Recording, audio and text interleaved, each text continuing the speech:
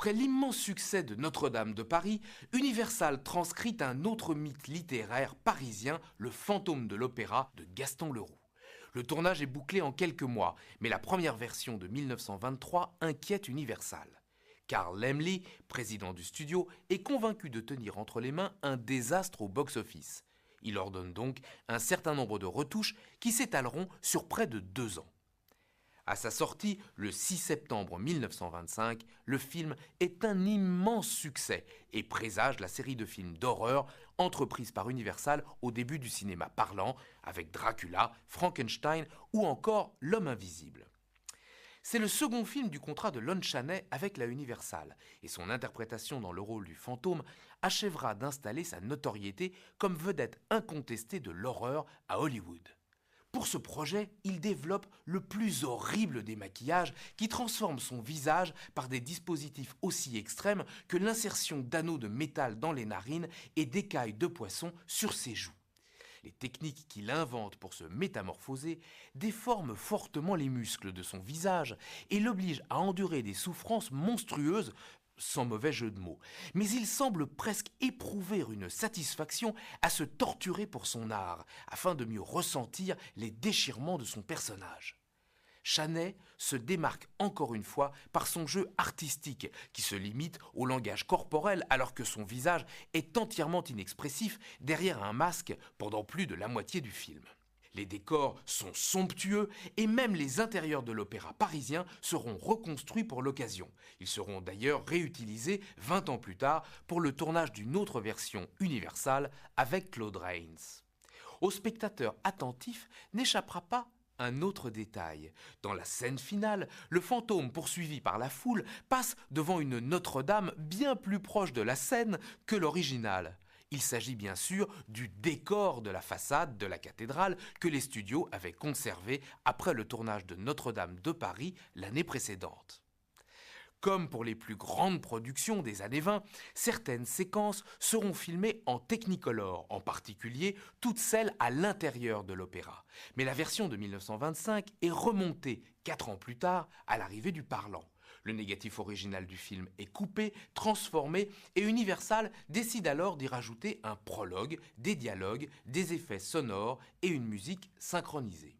Certaines scènes seront entièrement retournées devant la caméra, et il en résulte un film hybride dans lequel se maintiennent le muet et une partie sonore.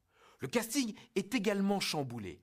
Carlotta sera jouée par une chanteuse d'opéra, Marie Fabian, et non plus par Virginia Pearson, qui devient la mère du personnage qu'elle incarnait précédemment. Et étrangement, le générique ne suit pas ces changements de casting de près. Fabian est ignorée et Pearson y figure comme Carlotta. Cette version de 1929 sera distribuée en version sonore et muette, mais les séquences originellement en couleur n'y seront reproduites qu'en noir et blanc. La seule copie 35 mm qui survit aujourd'hui est cette version muette de la ressortie. Mais un fragment original d'une copie Technicolor bichrome, où figure la séquence du bal masqué, nous laisse imaginer la splendeur de la version d'origine. La restauration que vous allez découvrir, inédite, reproduit à l'identique les couleurs de cette première version perdue. Ainsi, certains effets ont été reproduits grâce à une patiente peinture au pinceau, comme pour la cape dans la séquence sur les toits de l'opéra.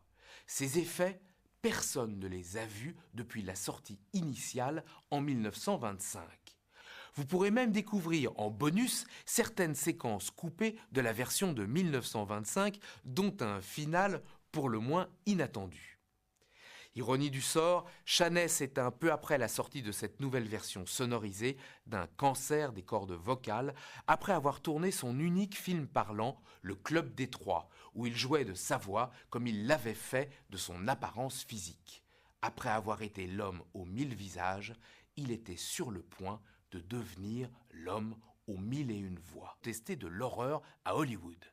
Pour ce projet, il développe le plus horrible des maquillages qui transforme son visage par des dispositifs aussi extrêmes que l'insertion d'anneaux de métal dans les narines et d'écailles de poisson sur ses joues. Les techniques qu'il invente pour se métamorphoser déforment fortement les muscles de son visage et l'obligent à endurer des souffrances monstrueuses, sans mauvais jeu de mots. Mais il semble presque éprouver une satisfaction à se torturer pour son art, afin de mieux ressentir les déchirements de son personnage. Chanet se démarque encore une fois par son jeu artistique, qui se limite au langage corporel alors que son visage est entièrement inexpressif derrière un masque pendant plus de la moitié du film. Les décors sont somptueux et même les intérieurs de l'Opéra parisien seront reconstruits pour l'occasion.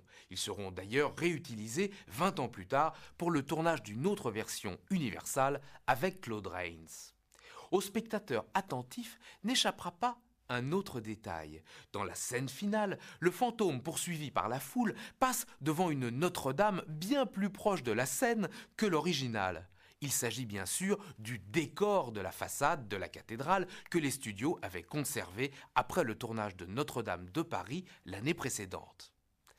Comme pour les plus grandes productions des années 20, certaines séquences seront filmées en Technicolor, en particulier toutes celles à l'intérieur de l'opéra.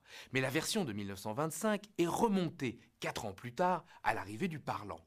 Le négatif original du film est coupé, transformé, et Universal décide alors d'y rajouter un prologue, des dialogues, des effets sonores et une musique synchronisée. Certaines scènes seront entièrement retournées devant la caméra et il en résulte un film hybride dans lequel se maintiennent le muet et une partie sonore. Le casting est également chamboulé. Carlotta sera jouée par une chanteuse d'opéra, Marie Fabian, et non plus par Virginia Pearson, qui devient la mère du personnage qu'elle incarnait précédemment. Et étrangement, le générique ne suit pas ces changements de casting de près. Fabian est ignorée et Pearson y figure comme Carlotta. Cette version de 1929 sera distribuée en version sonore et muette, mais les séquences originellement en couleur n'y seront reproduites qu'en noir et blanc. La seule copie 35 mm qui survit aujourd'hui est cette version muette de la ressortie. Mais un fragment original d'une copie Technicolor bichrome, où figure la séquence du bal masqué, nous laisse imaginer la splendeur de la version d'origine. La restauration que vous allez découvrir, inédite, reproduit à l'identique les couleurs de cette première version perdue. Ainsi, certains effets ont été reproduits grâce à une patiente peinture au pinceau, comme pour la